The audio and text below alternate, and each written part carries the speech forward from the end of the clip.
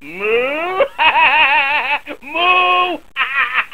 So not really sure how much I'm going to get done today, because right now it's 19 degrees, feels like 11, but luckily the wind isn't too bad. Our plan was today, or next, was to try to clean up some of this while I'm here, just get some of this grime and stuff off, but as of right now everything is freezing.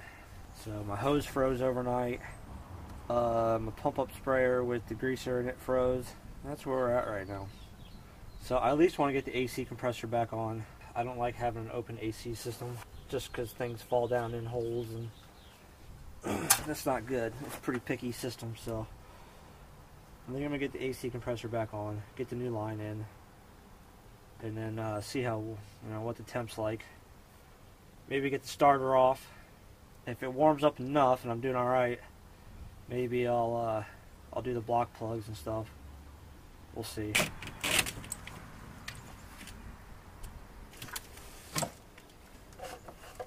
So before I took out the this line, before I took out the AC compressor.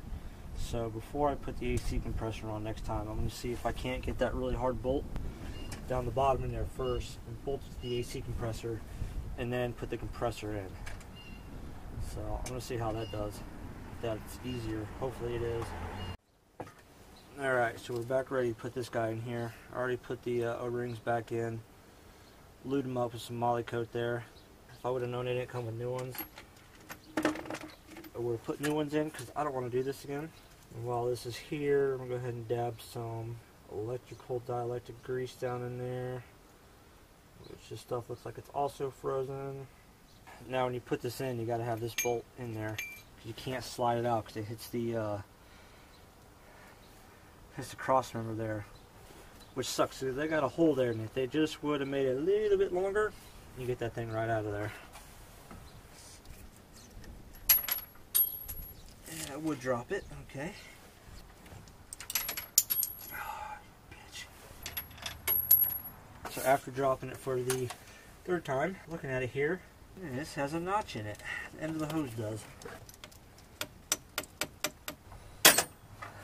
Alright. Well, that was easier than going through here. This little hole here, eh? Here, you want to see how cold it is?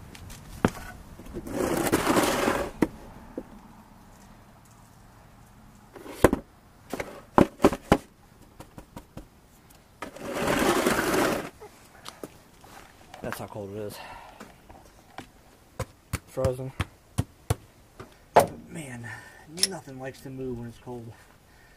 I wasn't expecting it to start actually freezing stuff overnight like that, or I would have put these hoses inside so they warmed up a little bit. Right now they are not flexible at all. Plus it's cold out. I know it's cold out. Look at that, first brand new part back in. Sweet. Almost 11. So the sun's getting about as high as it's going to be, so I want to try to get that starter out, I think.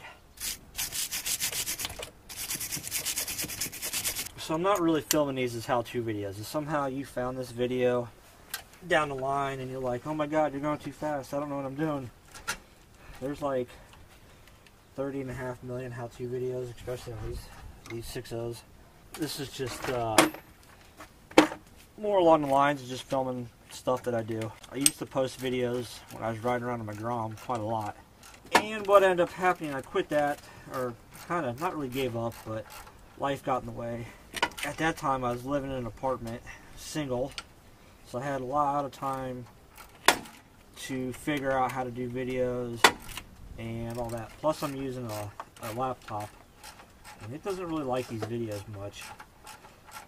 It does alright on these last couple of videos I've been posting because there's no special like animations and stuff, so it renders them really quick.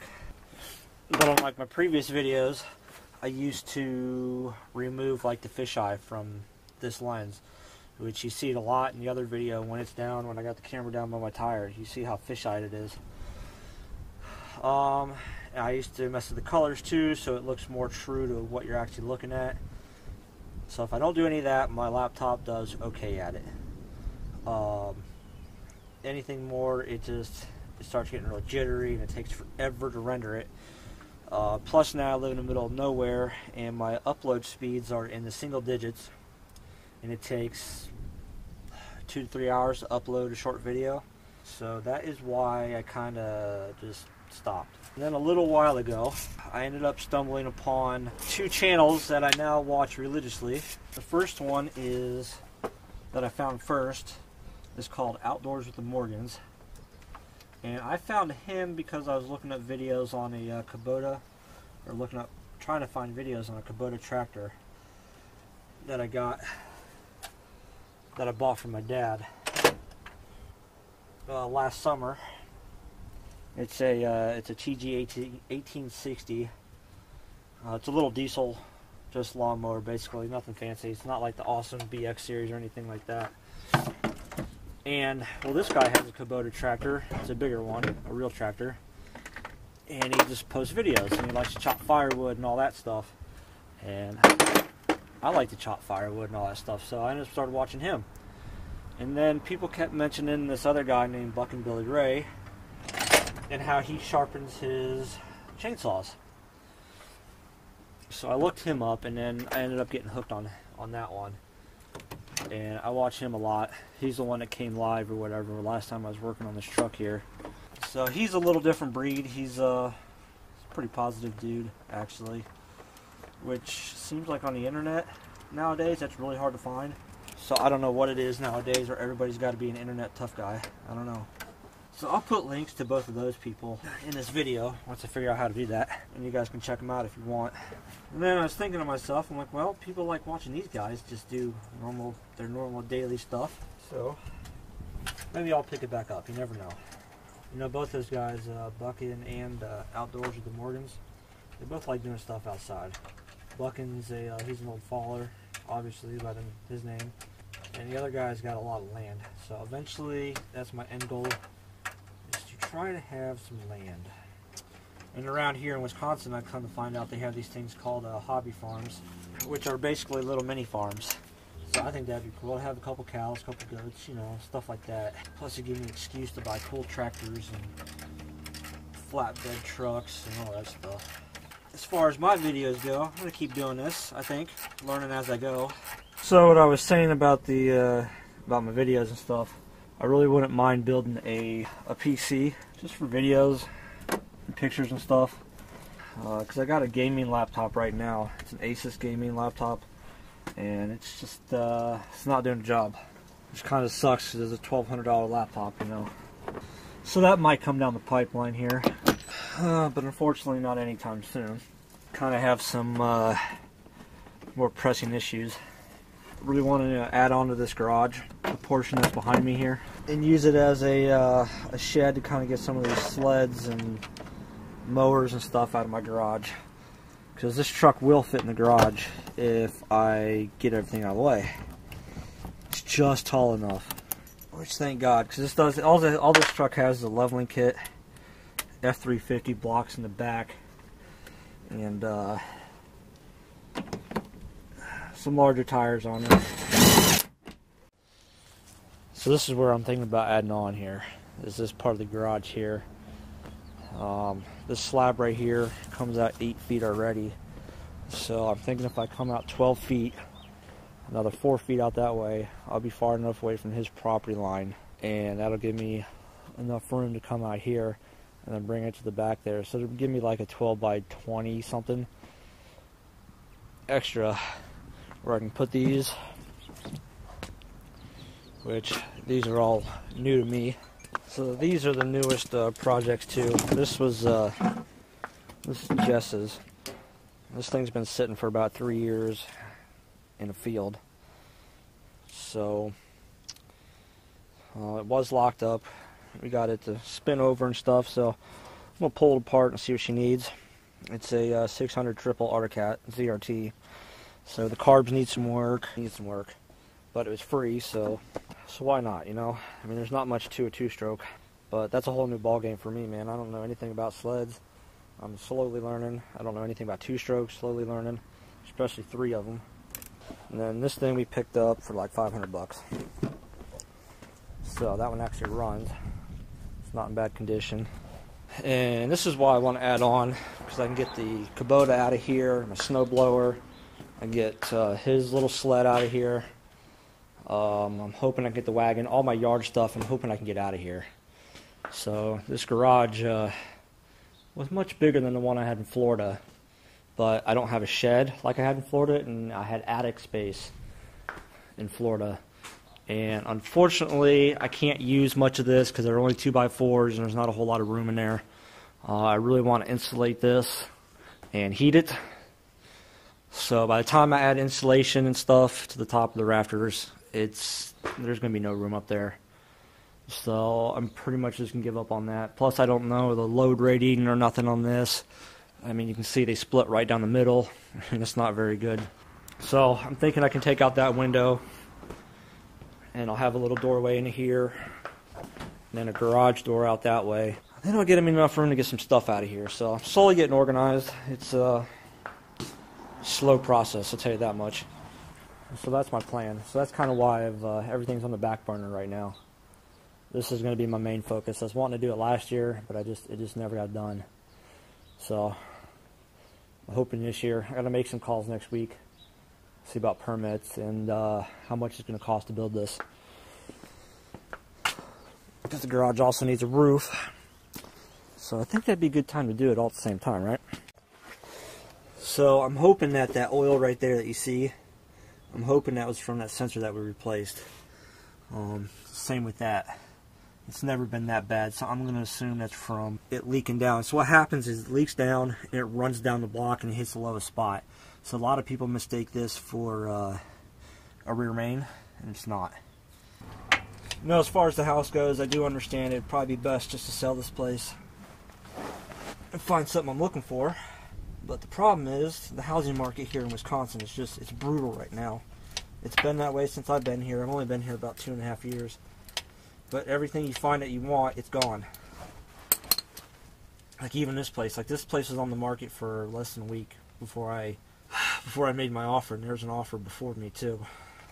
So I had to come in at full price to even get it. So this tells you how bad it is here. So there is a house that I found that I really want. It just came up for sale, but it's a HUD home, and apparently it needs septic and well work. So the realtor that I'm talking to is like fat chance getting a loan on it, because that one they want 80 grand for it. It's on an acre. It's got a huge shop already on it. It's not the greatest looking shop, but you know, hey, it's better than what I'm doing right now. But the house is big enough for us to grow on, which is my biggest beef with this house. It's only it's a 1 bathroom, 2 bed. You know, it was okay for myself. You know, I was single when I bought it. I had to compromise a lot. I was trying to find a place big enough to have a nice shop, at least to fit this truck in and work on it over the winter if I needed to. It was just non-existent or gone. You know, I mean, you're just battling. When you're doing that, you know, you're paying way too much. So this, I wanted a full basement. This one only got just the basement, just big enough for the furnace and the hot water heater, the utility stuff. So at least that's not taking up space somewhere, you know, floor space. Okay, so that's fine, whatever. It's not very good for storage though, which I wish I had, because that would make up for my lack of attic. I wanted a 3.2, but trying to find a 3.2 around here is kind of hard in older houses in my price range. So it looks like I might have put this back on too soon. Once again, right there is the last bolt that I need to get for the starter, and also the connections for the starter are right there. So I put this back on too soon. Also, it looks like that's where the glow plug harness is too. If you ever got to do that, might want to take that out of there too. This whole driver's side sucks. It's like the worst part of any 6-foot, because you got this box right here. You can't get the valve cover off, or you can, but it's cramped right here. So I've decided to go ahead and pull the liner out. So I just want to take it out, see how hard it is, because you never know. I mean, it could be one of those things where you remove it out of there, kind of like the air box. You know, you get that one thing out of the way, and then everything opens up. I wish I would have known this before. It would have saved me a lot of time with that thing, the AC compressor. But since I also do the starter, I got a new element for the block heater. The one that's in there, ohm's okay, but I'm right here. I gotta pull the coolant out anyway. I'm putting in a block drain, a quick easy drain thing in there too. So I got a lot of work to do up in this area. So I'm gonna try to pull it out, and then we'll go from there.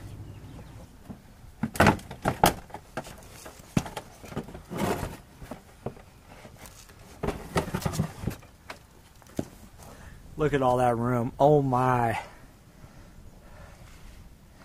Oh my. Note to self. Pull the fender liner. That was easy. Oh my god, that was so easy. Yeah, these are the glow plugs right here. So if you ever gotta do glow plugs, pull the fender liner.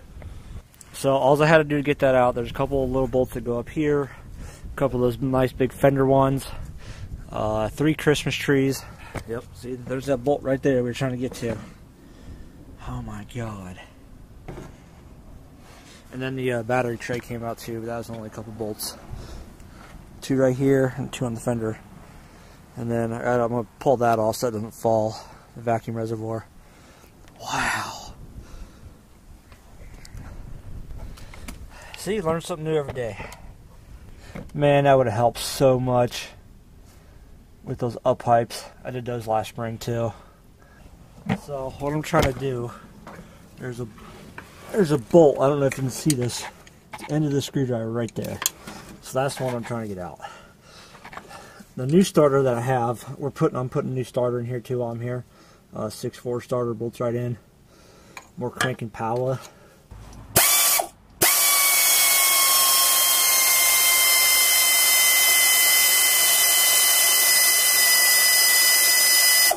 Just like that.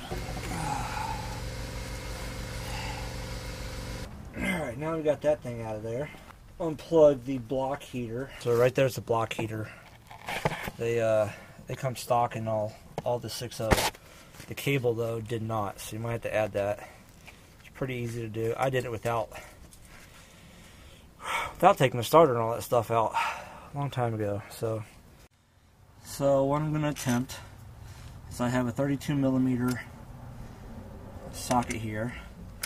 The only reason I have this, because this is what you gotta have to take off a TDI oil filter. Unfortunately, it's a 3/8 drive, so I'm gonna step it up here to the 1/2 inch, only for more leverage. I got a feeling this thing is like corroded in there. Oh my god. Okay. So as luck would have it, the battery died as soon as I got it loose.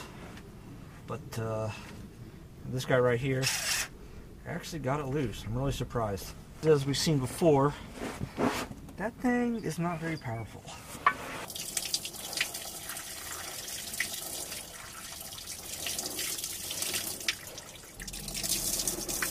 Man, I really wish I would have known it was going to be this much. So that is what your heater element looks like. This one's not in bad shape, but because I'm there and I already bought a new one, she's getting a new one. I was trying to save as much of that coolant as I could, but I'm debating if I should just start over. That was a lot. I was not expecting that. So there's the plug for the coolant for the block. So that's the next one there.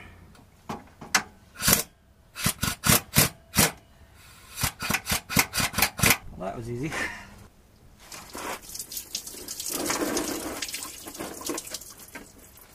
So that's the block plug.